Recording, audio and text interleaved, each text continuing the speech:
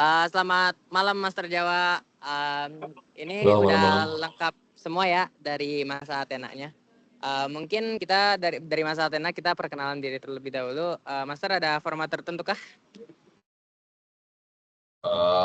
Nama panggilan aja. Oke, baik. Namaku Dimas Faras Rehan Bantaran, biasa dipanggil Dimas. Di samping aku Kenalin aku Pati, Athena 015. Perkenalkan, nama saya Athena 05. Nggak kedengeran nih, berisik banget. Wah,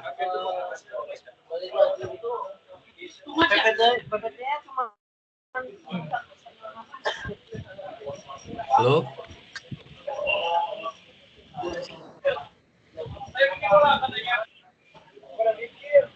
Jack. Hah?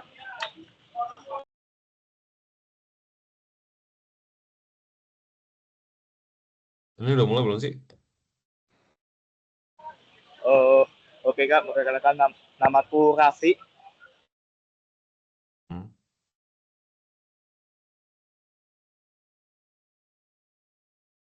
Lanjut, perkenalkan nama aku Alif dari Athena 51. Lanjut, kenalkan nama aku Abdi Athena 023. Perkenalkan, namaku Arzu dari Athena 060.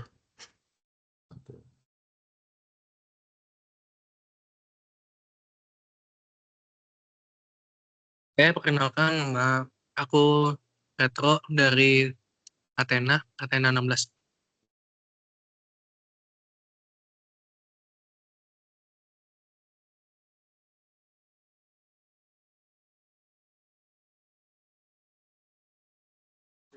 udah semua kah? Gue belum. Perkenalkan, nama saya Nino Siotang dari Athena 010. Perkenalkan, nama saya Giafri Manem Rawis dari Athena 041. Oke. Sip. Gue sih sambil makan ya. Aman, Aman, Bang. Bang, aman. Aman. Sok.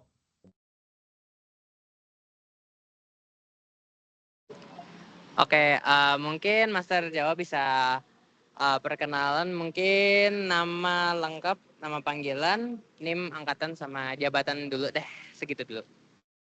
Ya. Kenalin, nama gue Kevin Abednego Jawa. Biasa dipanggilnya Jawa. Gue Apollo 067. Jabatannya sekarang sebagai Ketua DPA KMPN dan juga anggota biasa KMPN.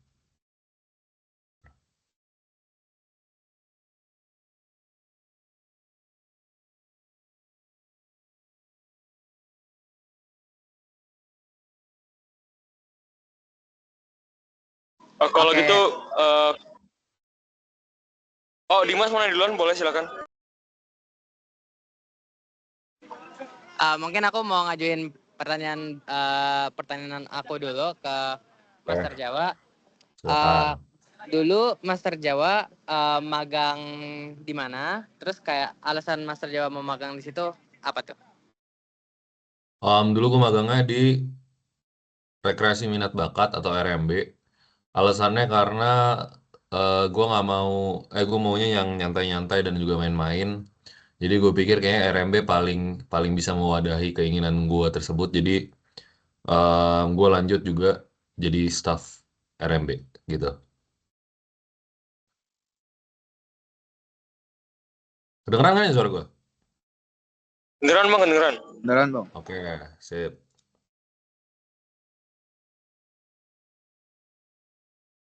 Mungkin kalau boleh izin nanyain pertanyaan follow up. Kalau boleh tahu, misalkan Bang Jawa kan awalnya di RMB kan, dan staff RMB juga. Terus Yes. bagaimana bisa bertransisi menjadi seorang anggota DPA gitu? Apa perjalanan atau prosesnya gitu loh? Kalau boleh ceritain, Bang. Oke. Jadi waktu gue jadi RMB itu gue sempat jadi panitia pemilu juga, di mana yang megang ketuanya itu salah satu teman gue dan juga dia merupakan salah satu anggota DPA. Jadi kurang lebih sebenarnya belajar DPA paling banyak dari situ gitu. Cuman transisinya adalah ketika gue sendiri, gue pribadi belum pernah jadi DPA. yang menurut gue itu kurang baik ya. Kalau lu belum pernah jadi DPA, cuman lu udah mengetuai DPA itu, kayak jatuhnya lu nggak ada pengalaman tapi langsung skip beberapa langkah untuk untuk mimpin gitu. Cuman masa transisinya adalah ketika pengangkatan anggota luar biasa yang baru, terus ada kebutuhan DPA yang baru. Waktu itu Apollo masih kurang satu lagi, gara-gara pada mau nge-BP kan. Akhirnya gue masuk di situ. Transisi sebenarnya nggak gitu, agak kasar lah bilangnya, gitu. Jawab, Ya, kasih Bang. Aman. Sip.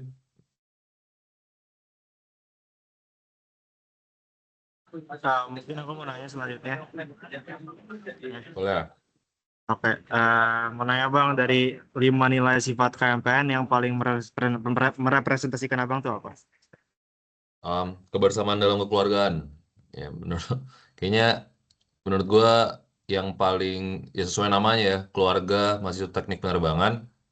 Kayaknya menurut gue nilai yang paling gue bisa rasain dalam KMPN itu keluarganya dan juga kebersamaannya. Karena gue jujur kurang suka bentuk himpunan yang kayak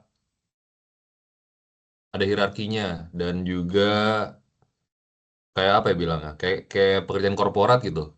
Nah, gue suka di KMPN ini adalah lu no matter angkatan lu, selama lu udah masuk di dalam KMPN dan juga udah pakai jahim biru, lu semua dianggap satu keluarga. Gitu sih.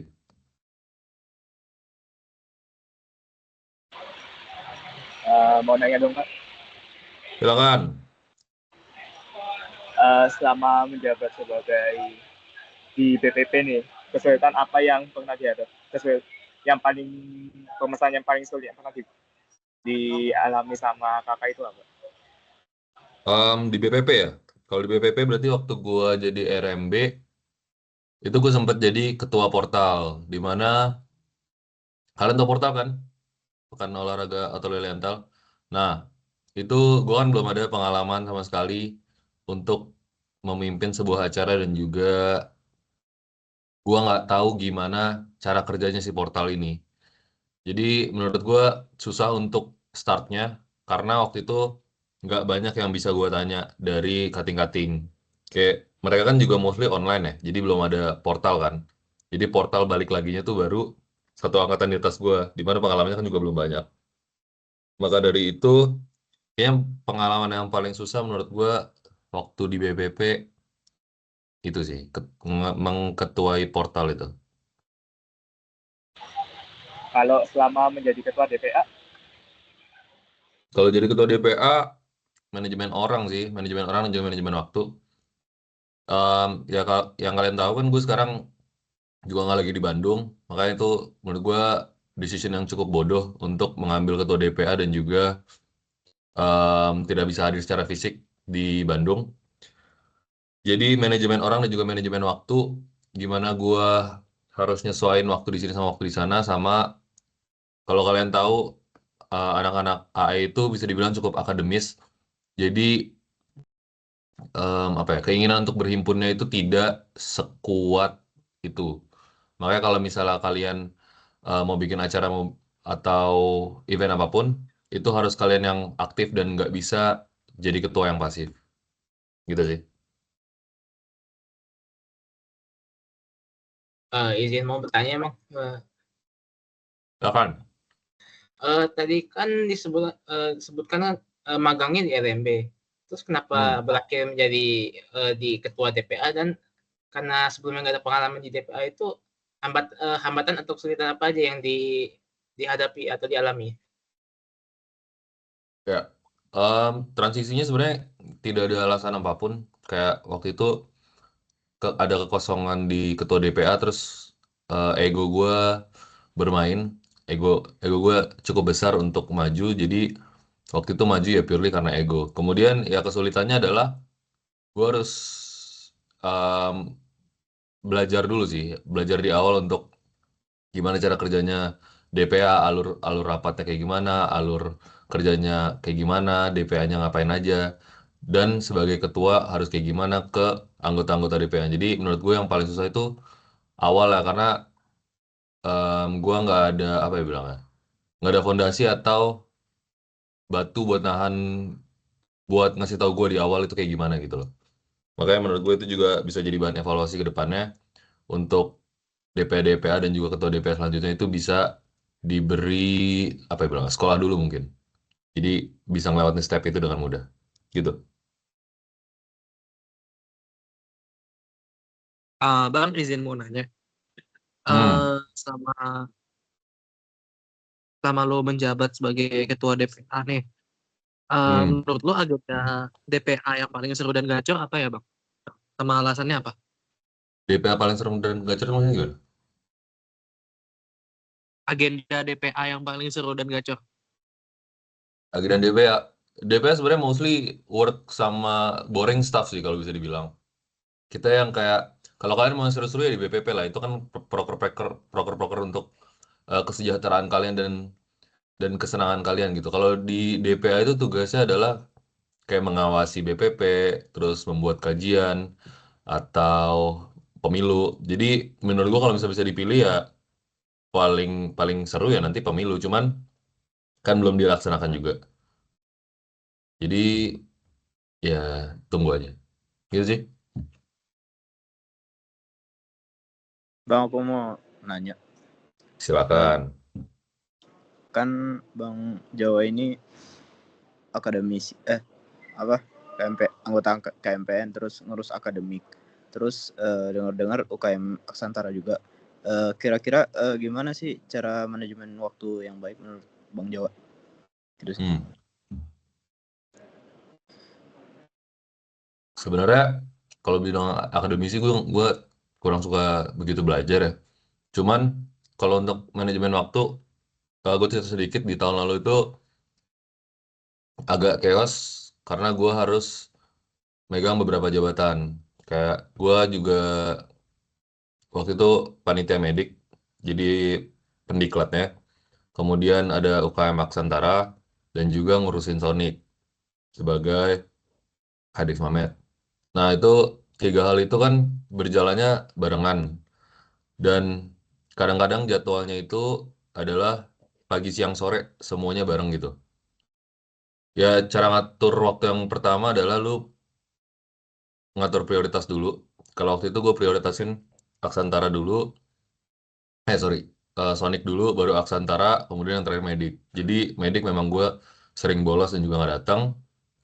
Cuman prioritasnya itu based on posisi gue. Jadi di Sonic itu gue sebagai ketua, makanya gue harus wajib datang dan juga wajib ngawasin teman-teman juga. Kalau di Aksantara ini, divisi gue kan departemen gue kan departemen propulsi. Waktu itu belum begitu dibutuhkan pada awal-awal, jadi gue bisa menyesuaikan dengan kegiatan Sonic. Nah mungkin itu aja sih yang bisa gue bilang. Kayak yang pertama ya atur prioritas lu kayak gimana. Kalau udah lu tinggal atur waktunya kayak gimana. Based on prioritas lu. Simpelnya begitu. Oke Bang, kasih. Yuk. Bang, nanya bang. Silakan. Ada nggak kegiatan favorit Bang Jawa selama berKMPN? Kegiatan favorit? Kegiatan yang apa pertama, aja mungkin? yang pertama portal, karena portal lawan angkatan lain itu seru. Karena menang terus ya angkatan gue. Terus yang kedua, mungkin waktu itu ada program kerja namanya Berak. Gue lupa kepanjangannya apa. Pokoknya intinya kita beres-beres sampah gitu. Dan menurut gue itu lumayan fun karena tidak dibatasi waktu dan juga banyak bercandanya. Makanya menurut gue Berak itu seru. Terus kayak ngelihat lahan yang tadinya full of sampah tiba-tiba jadi bersih itu nyaman. Halo, Mek. Bang mau nanya dong, Silakan. boleh rating nggak? Dari 1 sampai 10, abang selama berhimpun di campaign itu berapa? Dan alasannya kenapa? Rating apanya, Jing? Selama berhimpun di campaign. Iya, apanya yang di rating maksudnya? Kayak keaktifannya kah? keseruannya kan keaktifannya.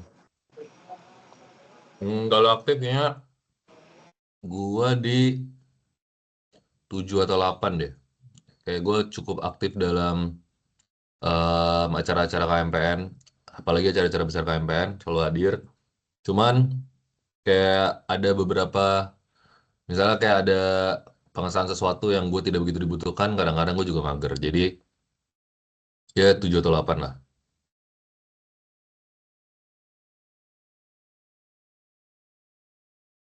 Izin mau Mau nanya bang. nanya, Oh, siapa dulu nih?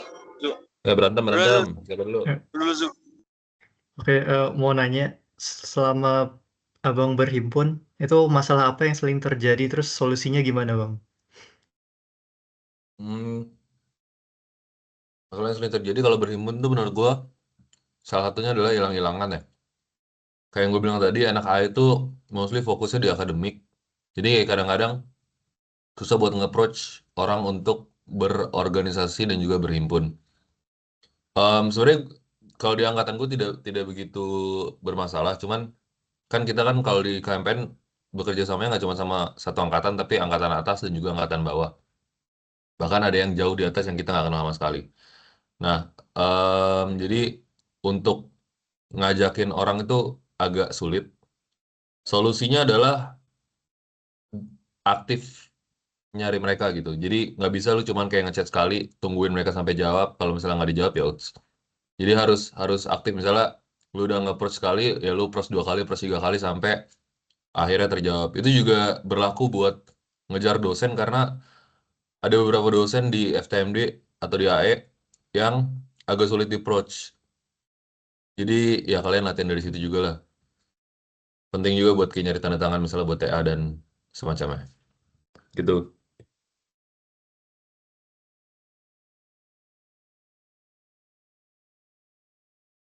Nah ya bang,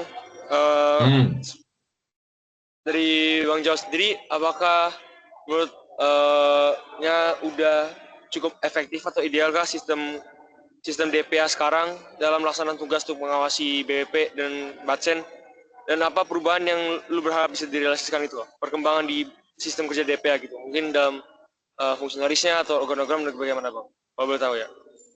Ya. Menurut gue sama sekali belum ideal, masih jauh dari kata ideal, apalagi dalam kepengurusan gue. Karena itu tadi yang pertama, gue daftar karena ego, jadi persiapannya tidak jelas, kurang jelas, dan juga sistem-sistem yang gue bikin itu sulit terlaksana dengan baik kalau misalnya kalian mau DP itu berjalan secara otomatis semua anggotanya. Makanya itu jadi evaluasi gede-gedean juga.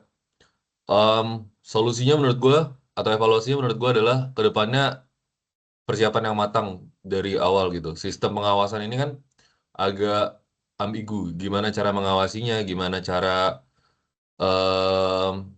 menilainya. Jadi mostly kita saat ini based off laporan atau penglihatan secara langsung gitu. Belum ada parameter-parameter tertentu yang harus dipenuhi dalam pengawasan. Kayak kalau misalnya ada yang lapor, mungkin baru kita melakukan tindakan. Tapi nggak ada yang kayak, oke ini udah check off, oh ini udah check off. Kayak gitu sih.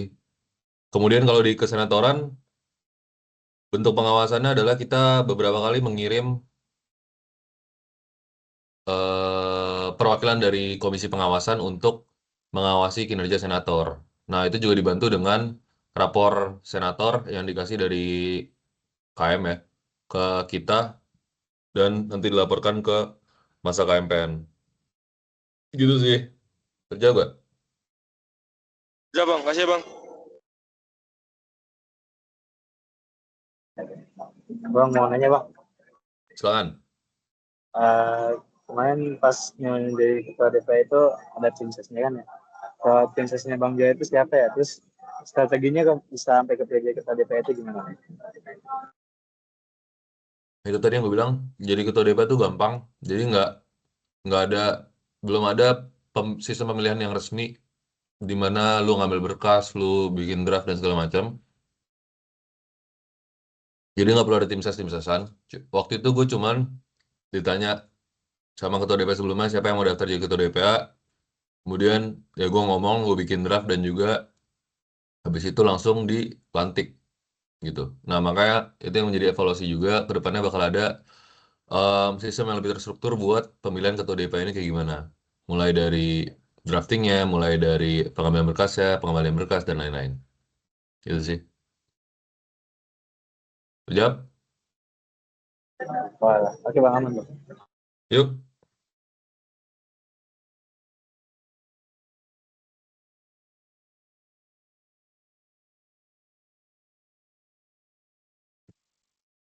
Dua belum? Mau nanya Bang, Boleh. pesan buat kampanye kedepannya dan buat Athena Bang. Pesan buat KMPN dan Athena. Ya personally kan gue belum kenal lu pada dan juga belum pernah ketemu secara langsung. Jadi buat Athena ya bersenang-senanglah di KMPN. KMPN itu bukan tempat lu buat stres, tapi tempat lu buat relax dari kestresan kehidupan akademik lu. Jadi kalau misalnya KMPN membuat lu stres, berarti ada yang salah dengan KMPN dan juga kalian lah yang bisa mengubah itu karena KMPN sejatinya adalah orang-orangnya. Pesan buat KMPN sesuai nilai, progresif, bergerak terus, jadi jangan stuck. Progresnya jangan stagnan juga, harus ada improvement setiap tahunnya supaya kita nanti jadi keluarga yang besar. Itu sih.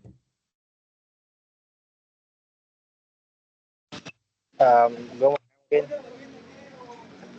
kan di Sonic kita tuh diajarin tipe-tipe berangkatan tuh ada mulai dari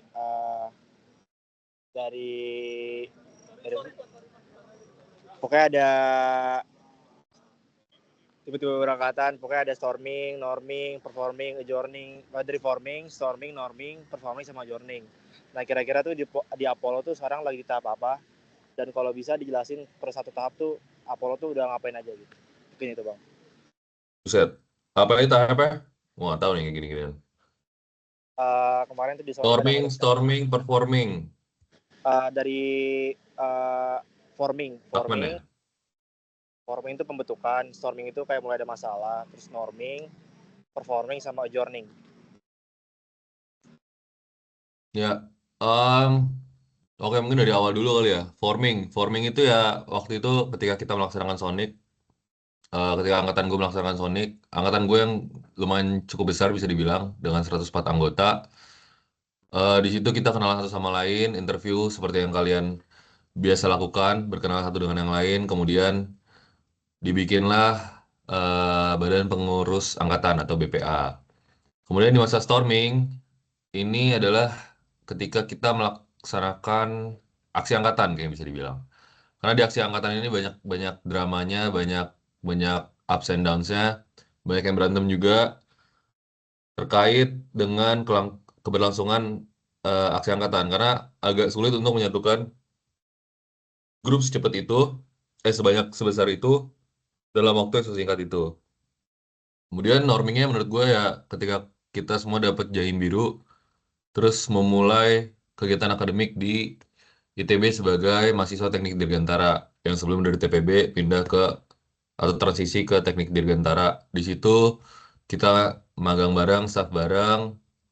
Nah di situ posisi normingnya gimana gue atau teman-teman gue sebagai angkatan itu udah bisa apa ya bilangnya, bekerja sebagai tim dan mengerti personality masing-masing orang gitu.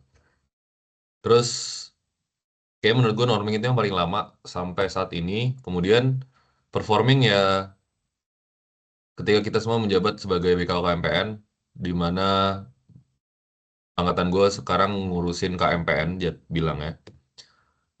Ada yang jadi BPP, ada yang jadi senatoran, dan juga ada yang menjadi DPA. Untuk adjourning, menurut gue sampai saat ini belum, karena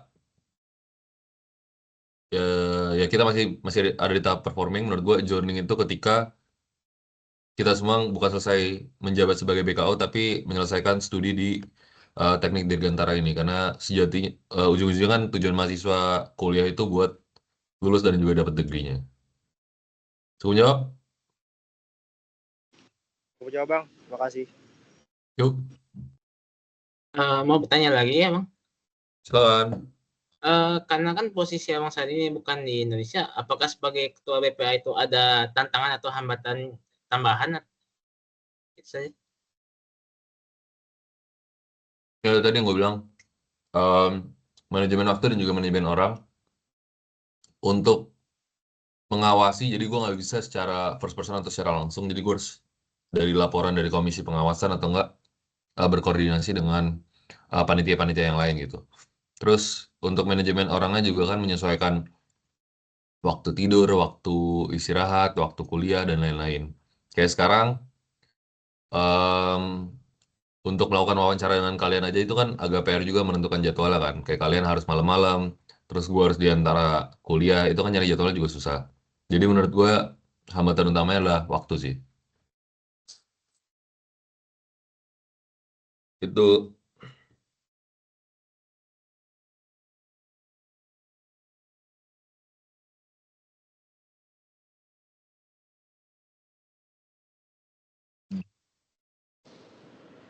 Mungkin bisa saya mau bertanya lagi. silakan. Seberapa besar sih KMPN membantu Bang Jawa selama di ITB gitu? Bantu di ITB. Oh, menurut gue gede sih. Kayak gini, lu jalan di KMPN itu kan nggak selalu mulus. Lu pasti bakal bakal bikin banyak salah. Kayak contohnya gue sekarang, gue ngambil ketua DPA, tapi gue juga exchange. Itu kan menurut gue sebuah keputusan yang salah kan. Nah, tapi enaknya di KMPN adalah, menurut gue KMPN ini tempat tempat lu belajar gitu. Sebelum lu terjun ke dunia profesional atau dunia kantor, itu berbuat salah dan tahu di mana lu salah, itu sangat penting. Kenapa? Karena nanti bayangin kalau misalnya posisinya gue sekarang udah kerja kantoran gitu. Gue menjabat di sebuah posisi terus itu gue cabut. Kan kalau gitu kan konsekuensinya lebih besar gitu, lebih berat. Gue dipecat dari kerja, gue nggak ada pendapatan dan juga yang lain. Nah, tapi kalau misalnya di campaign ini, em, lu masih ada apa ya bilangnya? Masih ada cushionnya gitu. Jadi lu bisa banyak salah, lu bisa terus berkembang, dan profesionalisme itu sangat ditanamkan di KMPN. Jadi istilahnya simulasi lu dunia profesional. Begitu. Udah jawab? Aman. Sip, thank you.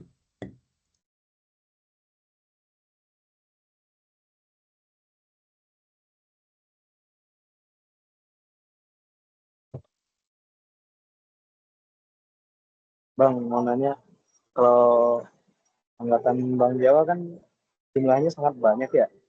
Itu bondingnya susah juga nggak kira-kira? Sebenarnya nggak gitu susah sih menurut gue.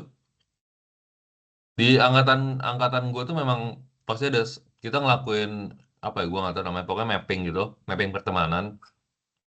Memang ada circle-circle sendiri, tapi in the end kalau misalnya kita butuh bergerak sebagai angkatan itu nyatunya tuh nggak susah gitu, nyatunya nggak sulit lah. Jadi untuk kenal satu sama lain tuh mudah. Terus dibantu juga semua anak AI itu mostly kan bakal sekelas ya. Nggak kayak himpunan-himpunan gede lain itu pasti kelasnya dipisah-pisah kan. Jadi kalian setiap hari ketemu itu terus gitu. Ketika matkul wajib ya maksudnya. Kayak ujung-ujungnya juga bakal bosen dan kalian tahu setiap personalitinya. Jadi karena ketemu setiap hari menurut gua nggak bakal susah sih buat kenalan.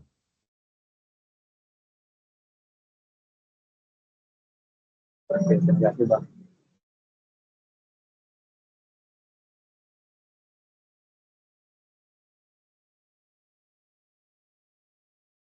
Ada lagi?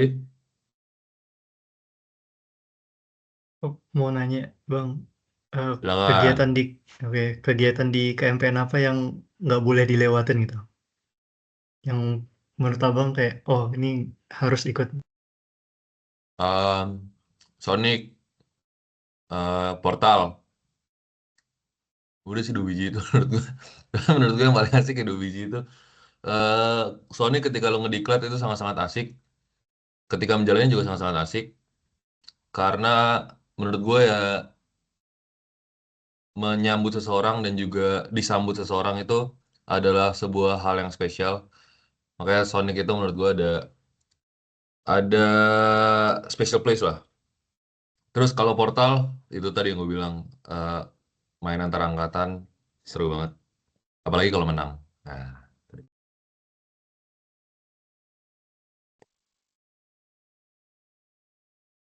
ada lagi? Bang Jawa, Bang Jawa dulu di Portal main apa Bang?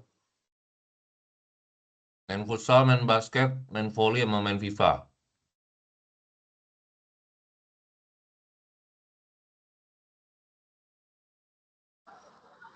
Aku mau nanya, Silakan.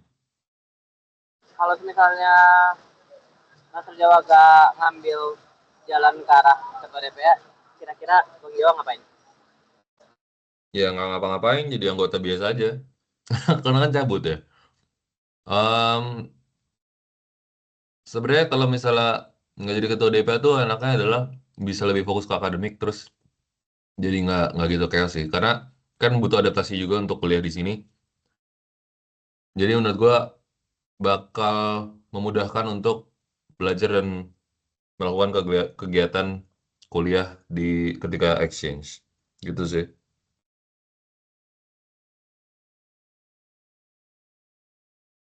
Oke, makasih Master. Untuk di sini apakah ada yang masih mau bertanya? Kalau cukup bilang.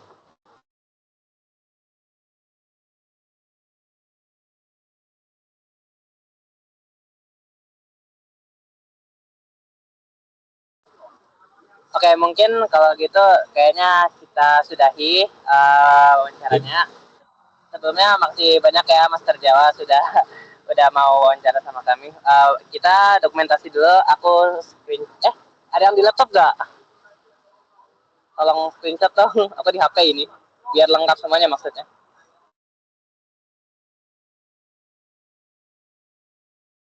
Nih gue screenshot aja, gue kirim ke lo. Mau nggak?